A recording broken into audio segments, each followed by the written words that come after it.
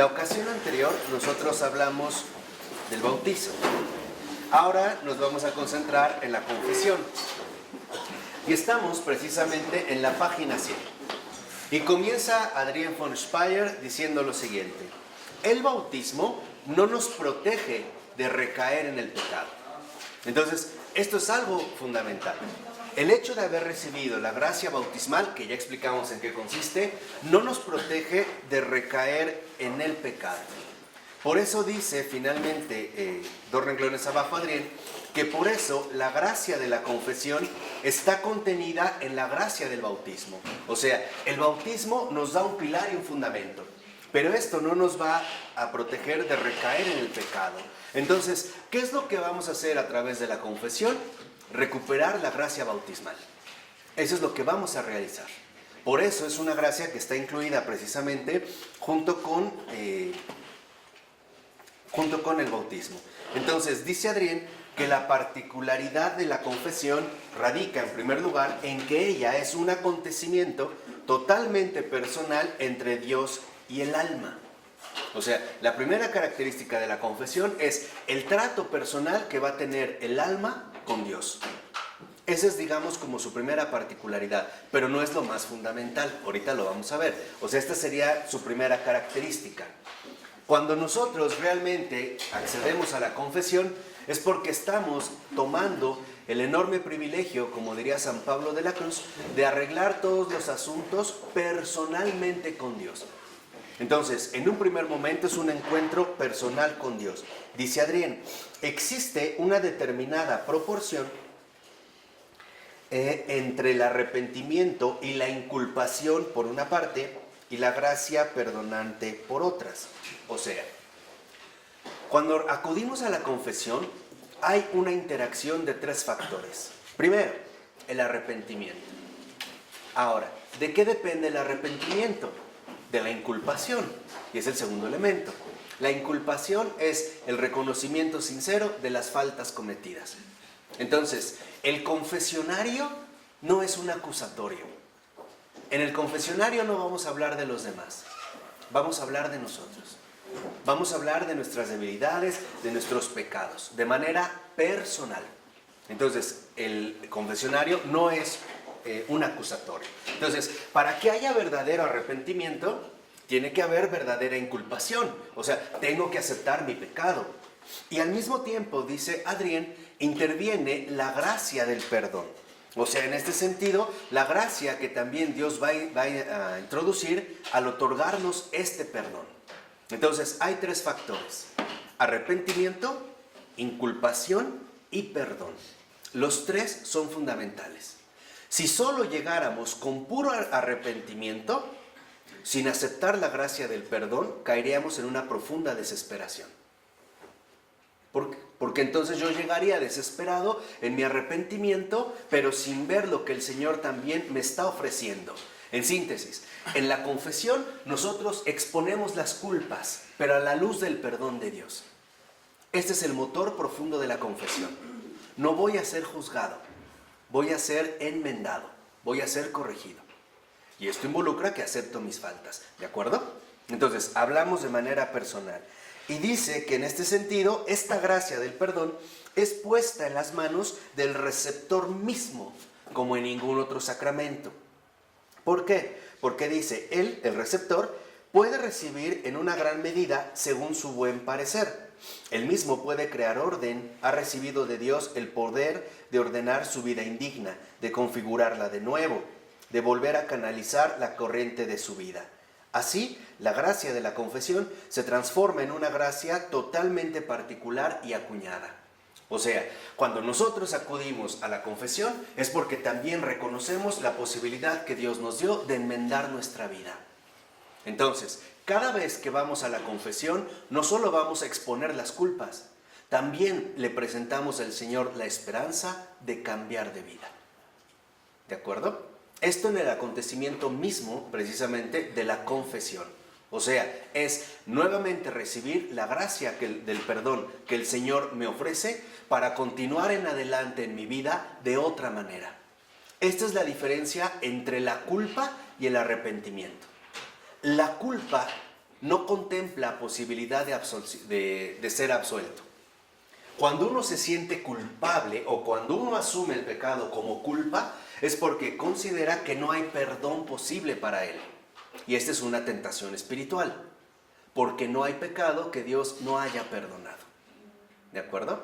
Entonces, el arrepentimiento es: reconozco la falla cometida, pero al mismo tiempo reconozco la gracia de Dios para que de aquí en adelante cuente con su apoyo y con su ayuda. Esta es la gran diferencia. Entonces, nosotros nos acercamos al confesionario con arrepentimiento, no con culpa, porque la culpa ahoga. De hecho, la culpa pretende negarnos la misericordia de Dios. Por eso dice a continuación Adrián: el hombre se presenta ante Dios con las tinieblas de su pecado y pide la luz de la gracia. Es un encuentro personal cuyo sentido se agota por de pronto en el acto del encuentro entre la oscuridad y la luz, la falta y el exceso. ¿Por qué habla aquí precisamente de la falta y el exceso? Porque nosotros nos presentamos en la confesión con una falta cometida, hay una carencia. Pero el Señor va a compensar esta carencia con un exceso. ¿Cuál es el exceso que nos aporta Dios en la confesión? El perdón de la falta. Y no solo nos va a dar el perdón de nuestras faltas, nos va a dar la gracia necesaria para no volver a incurrir en esta falta. Ese es el exceso. O sea, no solo es te perdono, es te ayudo de aquí en adelante, porque has venido a recurrir a mí. Entonces, reconocemos la falta, pero también reconocemos el amor inagotable de Dios. En pocas palabras, la confesión, en su verdadero sentido, solo se alcanza a contemplar a la luz de la misericordia divina. Por ello, aunque tus pecados sean lo suficientemente terribles como para sentirte avergonzado, incluso contigo mismo, nunca debes de perder de vista el infinito amor de Dios, porque eso es lo que también vamos a recibir. No solo el perdón de una falta cometida, sino el recibimiento del amor que Él ahí nos va a transmitir. ¿De acuerdo? Dice unos renglones abajo Adrián: mientras el bautismo tiene en sí mismo su continuidad a través de la vida, la continuidad de la confesión radica más bien en la comunión. Y aquí es donde entra otra de sus particularidades. ¿Por qué es que nos acercamos a la confesión? Para permanecer en la comunión. ¿Qué quiere decir? Que mientras en el bautismo el Señor nos dio una gracia definitiva, en la confesión nosotros tenemos el apoyo suficiente para seguir adelante en el mismo transcurso de nuestra propia existencia. ¿Por qué? Porque, como lo dijo Adrián, el bautismo no nos va a evitar recaer en ese sentido en el pecado. Por ello va a decir finalmente Adrián, y esto es fundamental, que la confesión, al abrirnos finalmente a la comunión, significa que no consiste en un asunto meramente privado, sino que tiene una dimensión comunitaria. Dice Adrián: el pecador que confesándose se presenta ante Dios viene ciertamente con su propio pecado. Esto es tan así que le está totalmente prohibido disminuir o aún disculpar ese pecado mirando de reojo a los demás pecadores. Por ejemplo, bueno, es que no estoy solo, ¿no? Hay más que han pecado. Dice Adrián: no. Cualquiera sea la índole de su pecado, este siempre es horrendo e inexcusable. O sea, no tenemos, digamos, la oportunidad de disminuir el pecado. Cualquier pecado es horrendo, cualquier pecado es inexcusable. Dice, pero por eso, precisamente por eso, en el pecado, se corporiza también el pecado del mundo en su totalidad. Y aquí lo vamos a ver en dos dimensiones. Cuando uno comete un pecado, uno pone en riesgo el bienestar de los demás. Voy a tratar de ponerlo con una imagen. Si yo voy caminando en la calle y piso excremento, si yo llego a un lugar donde hay gente, o mucha gente, como es este caso, yo también ahora los contagio del error que yo cometí. ¿Cómo? A través del aroma. Entonces, cuando uno no se confiesa, uno perjudica también a los demás. porque no quiere recibir la gracia necesaria para que los demás también se vean beneficiados. ¿De acuerdo? Este es el primer punto. Entonces, es justo con lo que habíamos terminado en el caso de Florensky hace un momento. Confesarse también es por el bien de los demás. Porque mientras más yo esté en paz con Dios, en comunión con el Señor, esto también se va a ver reflejado con los demás, ¿o no? Sí. Sí, de tal manera que el que no quiere confesarse es también porque de fondo no ama a su prójimo. Está ciego ante el daño precisamente de su prójimo. Y entonces, al no confesarse, es porque está dispuesto a contagiar a los demás con sus propias tinieblas. Un ejemplo. Un hombre no se quiere confesar porque considera que ¿cómo se va a confesar con un sacerdote que es peor que él? Y entonces va a tratar de convencer a los demás que la confesión no es necesaria. ¿Cuál es la función del sacerdote? Bueno, en este caso la función del sacerdote es muy concreta. Ejercer la humildad. ¿Por qué la humildad? Porque todo pecado que hemos cometido siempre ha traído consigo hacer daño a un prójimo. De tal manera que si el daño se hizo al prójimo, entonces la reconciliación va a ser a través de un prójimo. Y eso es lo que no nos gusta. O sea, para muchos es más sencillo pedirle perdón a Dios y listo. Pero no a través del modo que involucra la humildad de reconocerlo ante otro ser humano. Esta es la exigencia de la confesión. Por eso es que tiene su propósito. Y 2, para ejercitar la caridad. El reconocer que siempre nuestra relación con Dios implica al prójimo. Que no tenemos una especie de exclusividad con Dios, sino que estamos necesitados unos ¿qué? De otros. Este es, digamos, como el sentido de fondo, ¿no? Y dice Adrián que su pecado, escuchen, está en una especie de comunión con el pecado general y con su autor y padre, el diablo. Entonces, cuando uno comete un pecado, uno entra en la comunión con el pecado general y por lo tanto con el padre de todo pecado, el diablo. Por eso dice Adrián, frente a Dios no se encuentra el pecador aislado, sino un hijo del demonio, un miembro de la comunidad de Satán. Esa es la verdad de la confesión. O sea, no crean que solo llegamos ante Dios como un pecador aislado, cometí estas faltas. No, llegamos como un hijo de la comunidad de Satán.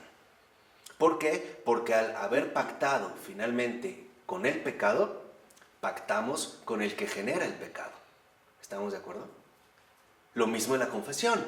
Si yo recibo la absolución, ahora, ¿con quién he pactado? Con Dios. Y por lo tanto, con el dador de esta gracia. Dice Adrián, el sacerdote que acoge la confesión e imparte la absolución, representa análogamente la voz de Dios, que es siempre comprensiva e imparte este perdón particular en relación con el acto infinito de perdonar y con la redención total en general.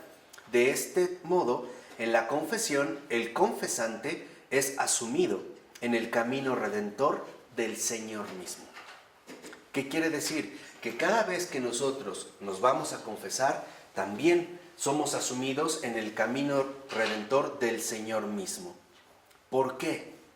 Porque en el Señor mismo se asumió esta profunda contradicción entre el pecado propio y la pureza de Dios. Porque finalmente Dios, el propio Dios encarnado, nuestro Señor Jesús, vino a perdonar todo el pecado del mundo. ¿Estamos de acuerdo? Y esto se ve, por ejemplo, desde el bautismo.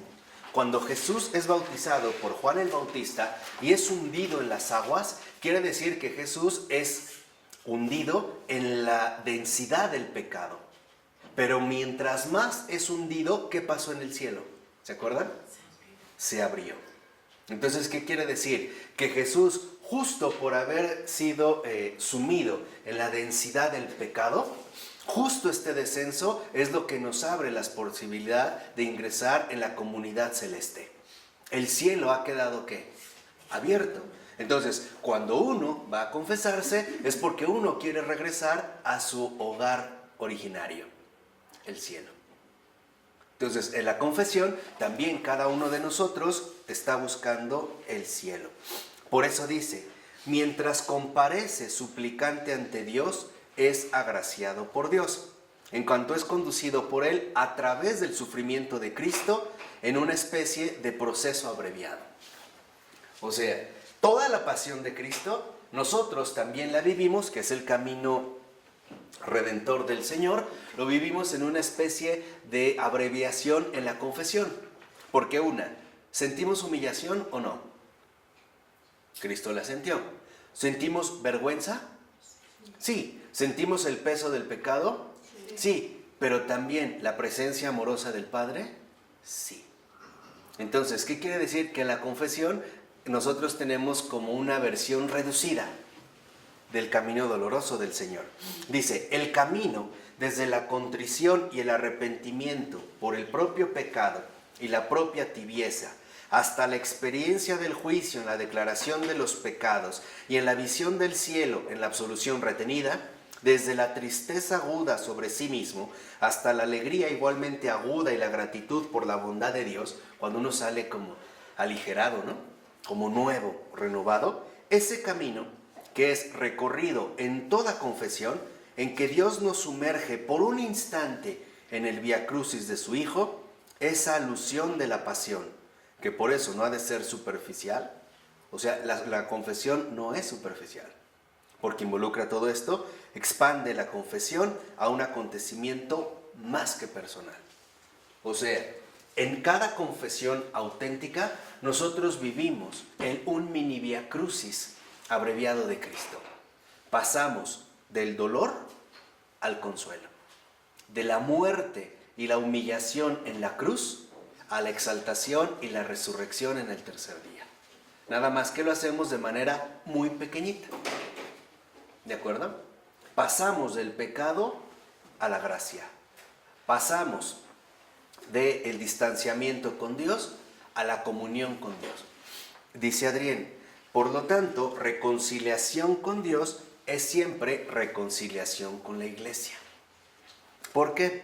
Dice Adrián, todo pecador está de alguna manera fuera de la iglesia. Aun si no está excomulgado, está fuera del centro de la iglesia. ¿Por qué?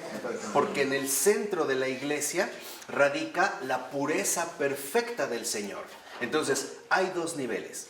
En la iglesia hay un centro, el corazón de la iglesia, así como hace rato vimos el corazón del hombre, ¿no? Bueno, en este centro, en el centro de la iglesia, en un primer momento, en efecto, se encuentra la pureza misma del Señor, que es incompatible con todo pecado, porque todo pecado lo que hace es distanciarnos de esta pureza divina del Señor. ¿Estamos de acuerdo? Entonces, cuando uno peca, precisamente uno queda fuera ya del centro de la iglesia, como dice Adrián, aunque uno no esté excomulgado. Y dice, cada confesión es un acto por el que es reconducido al centro de la iglesia. O sea, en cada confesión lo que nosotros queremos es volver de nuevo a esta pureza, permanecer en el corazón mismo de la iglesia, o sea, permanecer en comunión con Dios. La prueba palpable de que ya no estamos en una profunda comunión con Dios es que no podemos participar de la Eucaristía. No podemos comulgar. Aquí es cuando nos damos cuenta que de una u otra manera estamos fuera de la iglesia. No espacialmente, no nominalmente, no de nombre, sino espiritualmente no estamos ya en comunión con este mismo ¿qué? Centro. Entonces, en este centro, además de pureza, también hay cercanía. Y ese es el segundo aspecto que en la confesión buscamos alcanzar de nuevo. La cercanía permanente con el Señor. De hecho, en cada confesión quedaría claro, se supondría, que nuestra prioridad es el Señor. Y que nos duele haber ofendido al prójimo, pero más aún nos duele profundamente haber roto su amistad. Haber pasado de la cercanía a la ¿qué? A la lejanía. El haberle dado la espalda, ¿no? Por así decirlo. Dice Adrián, pero la distancia, fíjense. Dice a continuación, para unos Esta reconducción al centro se da desde la lejanía más extrema, para otros desde la cercanía más próxima. O sea, hay algunos que vendrán desde una lejanía extraordinaria, extrema. Por ejemplo, todos aquellos que se han involucrado en ritos satánicos. O las mujeres que han tenido aborto. ¿Sabían que la mujer que ha tenido un aborto está excomulgada de inmediato? Son cosas que no se saben y son reales. Pregúntenle a su párroco, pregúntenle a cualquiera. Una mujer que abortó está excomulgada. De inmediato, ¿eh? Y a veces lo peor es que ni siquiera la muchacha sabe. Ni le importa. No, ni sabe, eso no. No sabe realmente las implicaciones que esto conlleva. A alguien que a lo mejor pudo haber tenido un pecado más leve, no tan grave. A lo mejor, no sé, le alcé la voz a mi mamá. Bueno, pareciera que la distancia no es tan grave. Pero dice Adrián que no es la distancia lo que importa. Dice, la distancia no juega ningún rol, en el momento del retorno. Solo importa saber que estaba afuera y ahora se está otra vez dentro. Y que eso fue conseguido por el Señor y su cruz. O sea, no es una cuestión de distancias, sino el saber que de una u otra manera, por mucho o poco, yo me encontraba ¿qué? Fuera. Y que ahora lo que yo busco es regresar nuevamente a la comunión con Dios. Comunión que fue lograda, conseguida por el Señor y su cruz. Por eso dice, la confesión, que es tal vez el más personal de los sacramentos, tiene por objetivo que el creyente pueda estar otra vez en la iglesia de un modo casi impersonal, como un miembro de la comunidad, entre otros. Entonces, cuando yo regreso al centro de pureza y de cercanía, entonces quiere decir que yo en efecto quiero volver a formar parte de esta comunidad. Ser un miembro más, ¿entre qué? Entre otros. Cuando una persona confiesa un pecado, el hecho de la confesión de este pecado va a beneficiar a la comunidad. ¿Por qué? Porque al haberlo confesado, por lo menos a la siguiente, tendrá más atención en no cometerlo. Sea por debilidades o sea por la situación que sea. Y quienes también en ese sentido se van a ver más beneficiados. Los demás. Entonces, ¿qué significa? Que volver a la comunidad significa reconocer que no soy autosuficiente y que más bien formo parte de una gran familia. Y que, ok, la regué, pero no quiero estar fuera de esta familia. Quiero volver a ¿qué? A regresar y a pertenecer en ella. Esto es un poco como la versión cuando una persona comete algo difícil con algunos familiares y después pide una disculpa. Es volver a entrar a esta comunidad, ser parte nuevamente de esta comunidad y por lo tanto también ser parte de esta familia. En la confesión también se pone al descubierto el carácter comunitario de la iglesia. ¿Qué quiere decir? Que a diferencia de los protestantes, no suponemos que las cosas solo se dan entre Dios y yo, sino que también forman parte de una comunidad. Por eso dice Adrián, el que va a confesarse tiene el deber de confesarse frente a Dios, pero igualmente frente a la iglesia.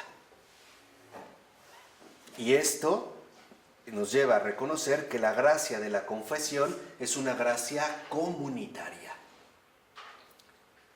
Cuando yo me confieso delante de un sacerdote, el sacerdote es el vicario de todos aquellos a los que he ofendido.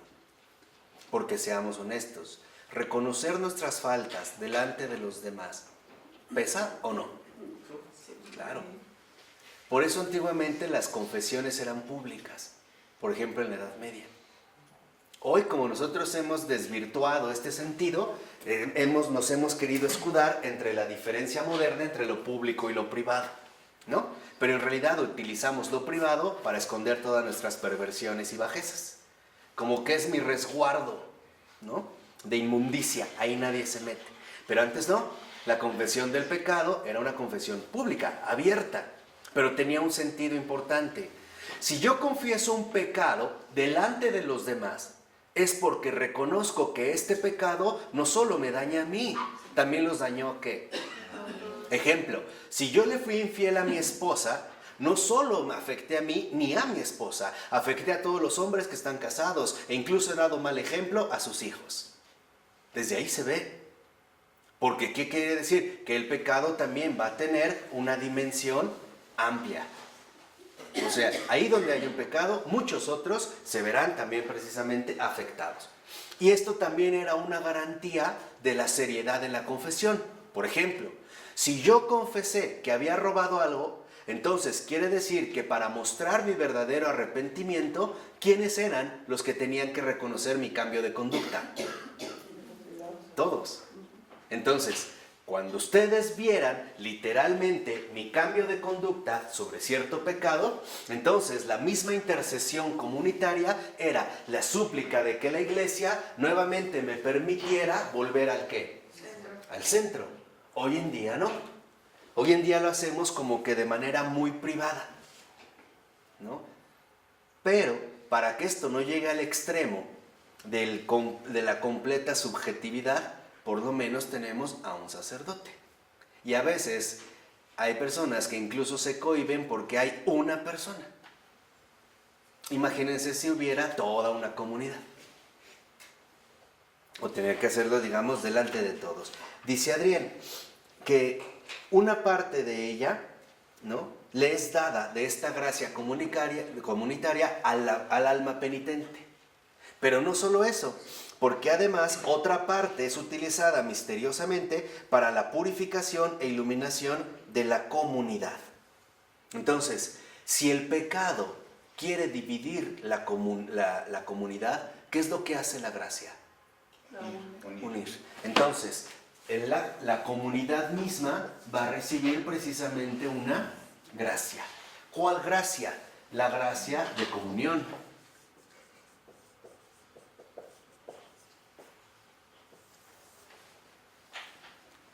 Por eso dice Adrián, no solo el alma penitente se ve beneficiada, sino que a través de esta alma la comunidad entera precisamente recibe una gracia de comunión. Se ve finalmente expandida. Entonces les decía, en la confesión nos vamos a enmendar y eso involucra a veces una corrección, aunque sea dura, pero es corrección. Juzgar, por ejemplo, es de antemano establecer un juicio donde tú llegaras a confesarte y te dijeran, ¿sabes qué? Tu pecado no tiene perdón, estás condenado. Ese es un juicio. Y ningún sacerdote lo hace. Habrá quienes te regañan fuerte, pero en realidad quizá es porque tu alma es lo que necesita. Como una sacudida. Como a veces le hablamos a un niño, ay, mi amor, bájate del sillón. Ay, a ver, precioso, bájate. ¡Bájate! Ajá, ¡pum! Si no, bola, y lo hacemos nosotros, ¿no? O sea, habrá como momentos en los que quizá el alma es lo que requiera, pero no un juicio. Porque un juicio sería la cancelación de la gracia. Entonces no se emiten juicios. Por eso es lo que les decía, a pesar de la dureza o la vergüenza de nuestros pecados, siempre tengamos presente el amor de Dios que también ahí está en juego, ¿no? Que también en ese sentido nos acompaña, ¿sí? ¿No? Dice a continuación Adrián, cuantos menos pecados densos y bien perfilados alguien tiene para confesar, tanto mayor es su deber de confesar la culpa general y anónima de todos los miembros de la iglesia. ¿Qué quiere decir? Que también nosotros, mientras más ligeritos son nuestros pecados, también estamos llamados a confesar los pecados de toda la que. Quien lo hizo fue San Juan Pablo II. Lo que él hizo es una especie de confesión. Cuando pidió perdón por todo lo que la iglesia cometió, hizo una confesión. ¿Por qué? Porque nos damos cuenta que en efecto formamos parte de una ¿qué? Entonces, en una verdadera confesión, no solo confesamos nuestros propios pecados, mientras los más densos y los más duros han pasado, también confesamos los pecados generales de nuestra comunidad. Por ejemplo, la frialdad o la desatención de los sacerdotes, el descuido, a lo mejor, de los otros que se hacen llamar católicos, el abandono, el desprecio que se da entre nosotros, las fallas de mis hermanos. Y nosotros incluso en nuestra vida ordinaria hacemos algo similar. ¿Qué pasa cuando a lo mejor mi hermano fue muy grosero con otra persona? ¿Qué hace el hermano? Discúlpame, hermano. Se disculpa por él, ¿no? Discúlpalo, mira, es que está enojado, estaba borracho, está triste. O sea, nosotros asumimos también este puesto. Así que hacemos algo muy similar, con la diferencia de que lo hacemos dentro de esta gracia de comunión que en efecto nos lleva a la dimensión eclesial. Y eso también es un ejercicio de humildad. Entonces, acuérdense, por ejemplo, hay una fórmula muy bella de esta confesión, nos las dio el primer mártir como tal, San Esteban. Señor, no le tomes en cuenta este pecado. Esa es una confesión. En el sentido de que, en efecto, reconozco el pecado, reconozco la culpa o la ofensa, pero al mismo tiempo reconozco la misericordia divina. Señor, no le tengas en cuenta este pecado. De hecho, yo les aconsejo, y es una práctica muy buena, que cada vez que ustedes tengan dificultades con otra persona, por ejemplo, los ofendieron o les gritaron, los maltrataron, los ignoraron, los despreciaron, etc., en el corazón, pero de inmediato, ponerse de rodillas espiritualmente, nada que vas en la calle y entonces ahí haces un pancho. No. En el interior, rápido elevas el corazón. Señor, no le tomes en cuenta este pecado. ¿Para qué? Para que el Señor de inmediato haga ingresar una gracia y el pecado no gane terreno. Acuérdense, nuestra lucha es espiritual. De inmediato, O al revés, aunque no vaya a ti. Si tú ves que en la calle alguien más está ofendiendo a alguien, Señor, no le tomes en cuenta este pecado. Obama quiere invadir Irak. Señor, no le tomes en cuenta este pecado. ¿Sí? ¿Sí queda claro? De tal manera que nosotros siempre nos estemos moviendo en el ámbito vivo de la gracia de comunión. Y por eso es eclesial. Lo que solicitamos es que esta gracia sea recibida. Porque al ser recibida esta gracia de comunión, todos nos vemos finalmente bendecidos. Entonces, aquí vemos este otro aspecto.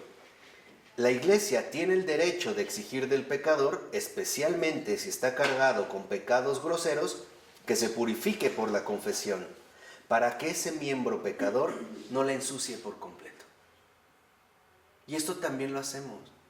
A ver, si acabas de lavar tu casa y está impecable, y alguien llega con los zapatos llenos de lodo, ¿qué le dices? Quítate los zapatos. Ay, ¿dónde? No pises. Déjame ir por una jerga o no. Es lo mismo que hace la Iglesia en el nivel espiritual. Te dice, espérate, purifícate, porque si no nos vas a ensuciar, ¿a quiénes? A todos. Vamos, hasta en nuestra vida ordinaria lo hacemos. Si vamos a la calle y pisamos excremento, hasta como que pisamos de talón, ¿no? Buscamos algo en donde, ¿qué? Limpiarnos. Generalmente el que la lleva es el pastito y la tierra. Pastito, tierra, agua. Pastito, tierra, agua. No, ya pisé, pues entonces embarro todo y hasta lo arrastro, ¿no? A ver dónde queda.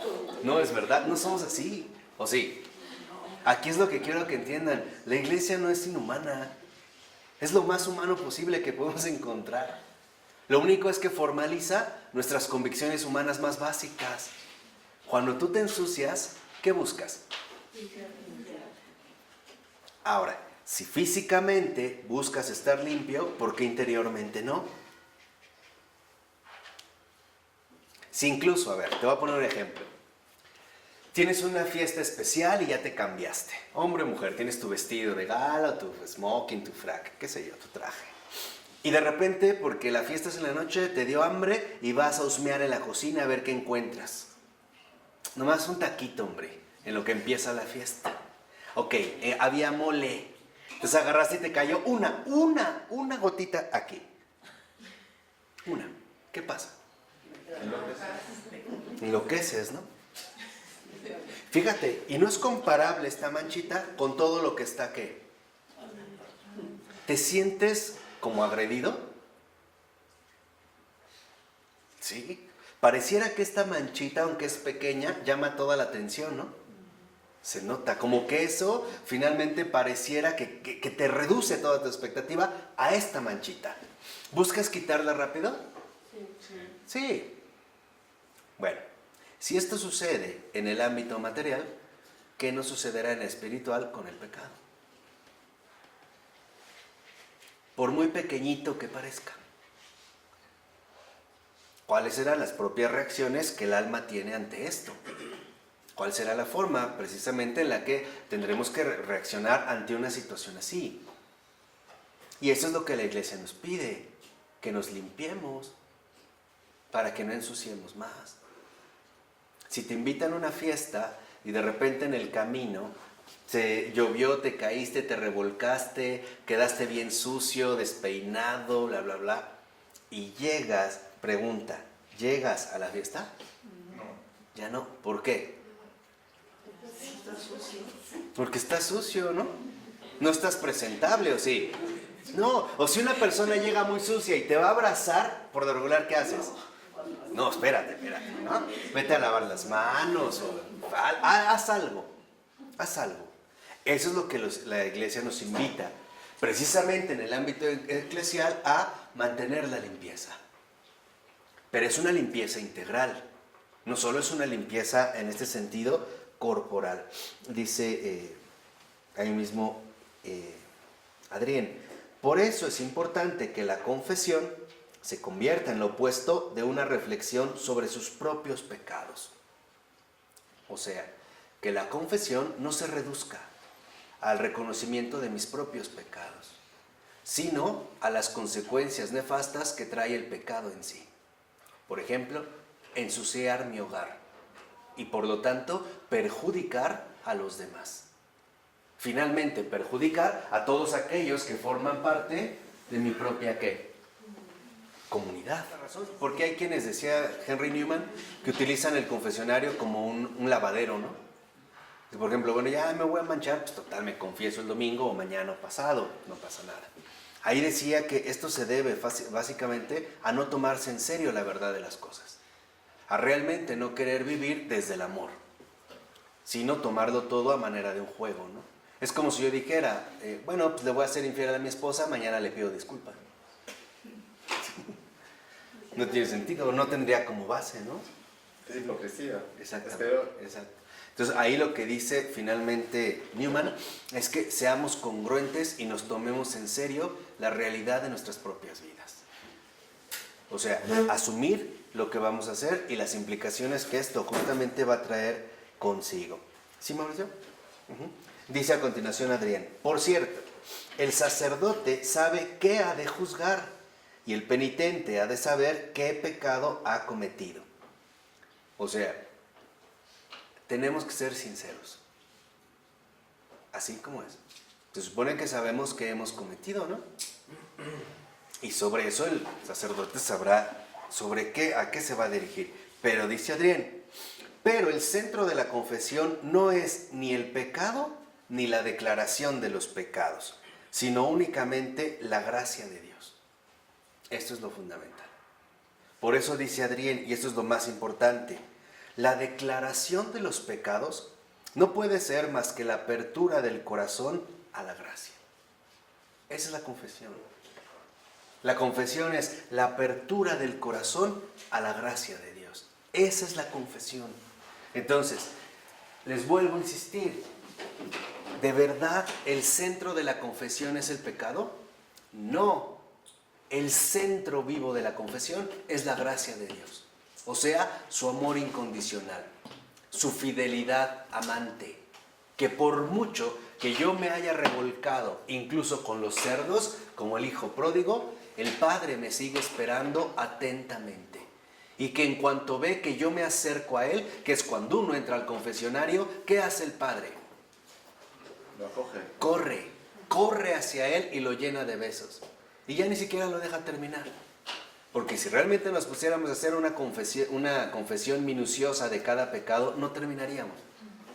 Entonces como que el Señor dice, bueno, ya, está bien con esto. Hagamos una fiesta. Vamos a volver a empezar. De hecho, cada vez que uno se confiesa, es como si uno le dijera a Dios, volvemos a empezar. Otra vez. Mantenerse, ¿no? En esta constancia. Dice Adrián, lo distintivo, fíjense, lo distintivo de una buena confesión no es el conocimiento del pecado mismo. Tampoco lo es el coraje de haber dicho y develado incluso esto. Por ejemplo, ¿no? Híjole, es que me atreví a decir tal cosa por muy grave que parezca o por muy grave que sea. No es esto lo fundamental, lo distintivo. Dice, permanece en la confesión un noli me tangere. Noli me tangere es una expresión en latín que significa un no me toques. ¿Por qué? Porque dice, lo distintivo de una buena confesión es apartar la mirada del pecado para ver solo la gracia. Y esto responde a lo que nos comentó Mauricio. La manera en la que podemos desprendernos de esta habituación al pecado es concentrar toda nuestra atención, Mauricio, en la gracia. Porque hay personas que se van a confesar pensando en el siguiente pecado que van a cometer. Pero cuando uno realmente contempla la gracia y ya no solo el pecado, entonces nuestra relación con Dios cambia. Dice, de otro modo, ella, la confesión, no sería una participación en el camino del Señor que conduce de regreso desde la cruz al Padre. O sea, sin fijarnos en la gracia, no regresaríamos al Padre. ¿A dónde regresaríamos? Al pecado, ¿no? Otra vez. O sea, sería una farsa. No se viviría la profundidad de la confesión. Dice Adrián, el retorno al centro de la iglesia es un retorno al centro del Padre, a la luz ardiente del Padre. Entonces, en último término, lo eclesial nos lleva al Padre.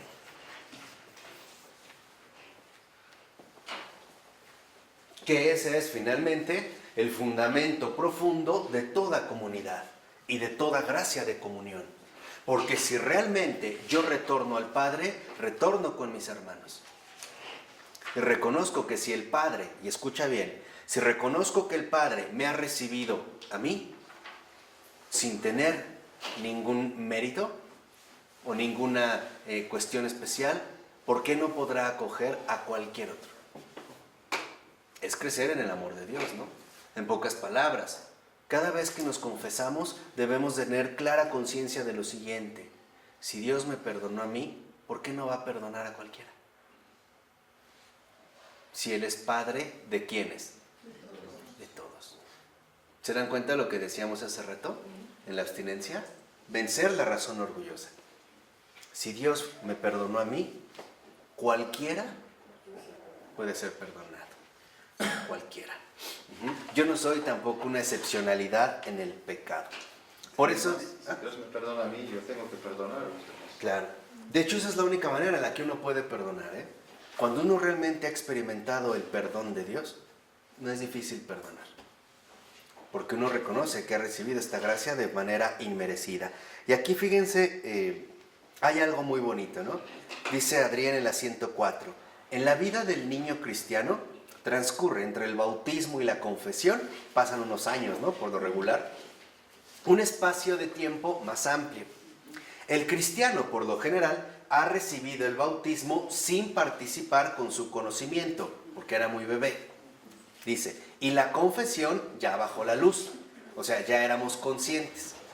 Dice, entre ambos momentos se encuentra el tiempo de un saber incipiente, creciente.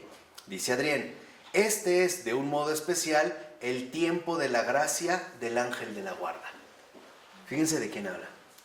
Y fíjense qué hermoso es esto que menciona Adrián. Dice, entre este tiempo, entre el bautismo y la confesión, es el tiempo especial, el tiempo de la gracia del ángel de la guarda. El tiempo de las primeras enseñanzas, de los primeros desarrollos de la vida cristiana en el interior de la iglesia. Es también el tiempo de los primeros pasos en falso, pero que de momento aún no se transforman en pecados graves. Las faltas infantiles, que es lo que son los primeros pasos en falso, que aún no se transforman en pecados graves, pero ya se empiezan a dar. Por ejemplo, cuando de repente un niño, aunque esté chiquito, ya le avienta un manotazo a su madre. No vamos a decir que es un pecado grave, pero es un paso en falso. ¿O no? Si esto no es corregido, ¿a dónde puede llegar? Y empieza, ¿no? Entonces dice, bueno, que esto sea así, fíjense, que no se conviertan en pecados graves, sino que se mantengan, por así decirlo, de bajo nivel, se debe agradecer al ángel de la guarda, en cuya intimidad vive el niño y que lo protege de un modo especial hasta que en la edad de la razón es admitido en la confesión. Entonces, hasta nuestra primera confesión, ¿quién nos ayuda? El ángel de la guarda. Ahí está. Entre el bautismo y la confesión es el tiempo especial del ángel de la guarda. Las primeras enseñanzas, los primeros, como mencionaba aquí también Adrián, los primeros desarrollos de la vida cristiana. Y dice a continuación, Adrián, el niño hace su examen de conciencia frente al ángel. De hecho, ya posee un discernimiento del bien y del mal. El niño sabe que no puede hacer ciertas cosas, pero no tiene una visión de conjunto de la envergadura del bien y del mal. O sea, el niño ya hace su examen de conciencia delante del ángel de la guarda.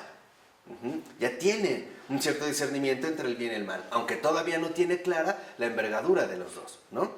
Y dice a continuación, el resto, poco claro, es puesto en las manos protectoras del ángel. En pocas palabras, todo lo que el niño no alcanza a comprender es puesto en manos ¿de quién?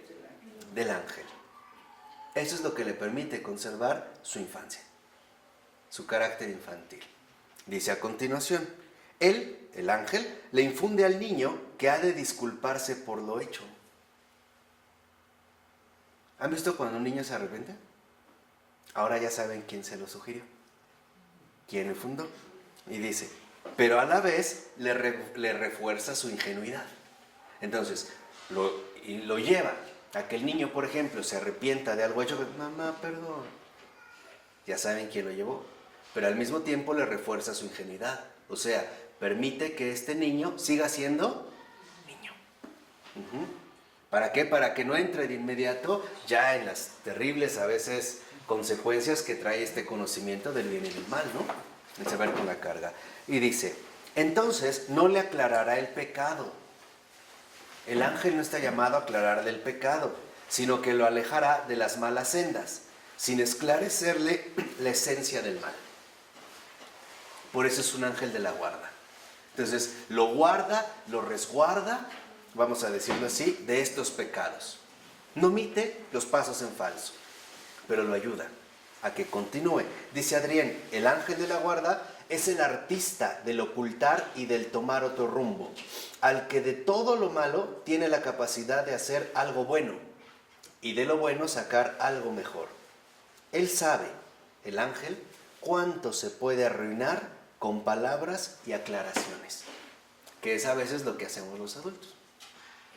Cuando ya un niño te empieza a pedir ciertas explicaciones, a veces en lugar de mejorar, terminas empeorándolo todo. Entonces, el ángel no lo hace. El ángel es precisamente este guardián del niño.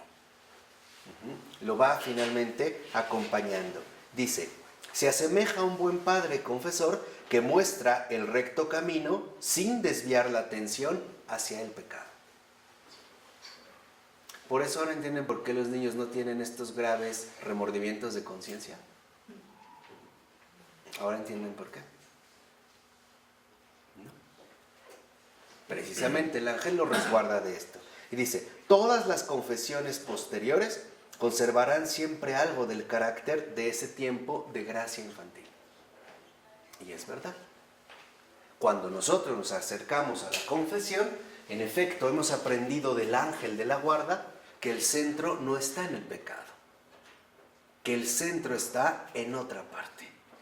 Y entonces, con una gracia infantil, nos presentamos ante el Padre como hijos.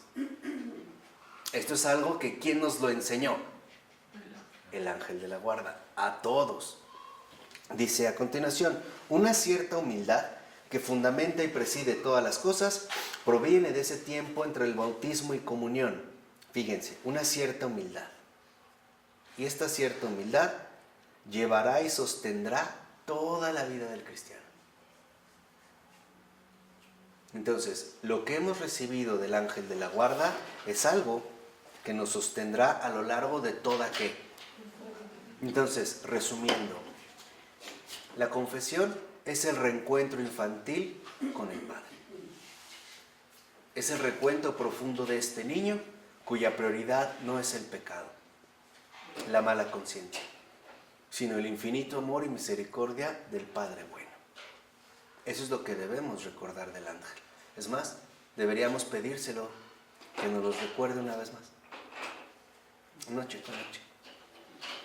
Para que podamos llegar finalmente a esta confesión, no en calidad de adultos culpables, sino en calidad de niños. De niños que responden por sus faltas y que se regocijan precisamente con la gracia paterna que el mismo Dios les hace llegar para recibir y compartir. ¿De acuerdo? Bueno, pues que su siguiente confesión esté llena de la presencia del Padre y de ese espíritu infantil. En el nombre del Padre, del Hijo y del Espíritu Santo. Amén.